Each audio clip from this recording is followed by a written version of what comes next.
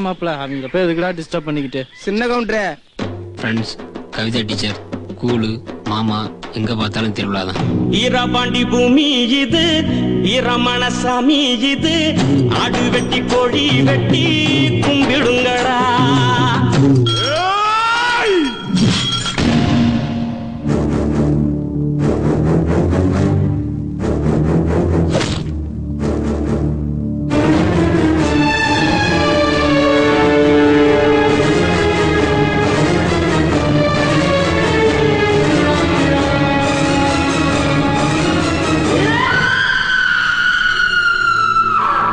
எல்ல கோயிலு, பட்ட மரம்,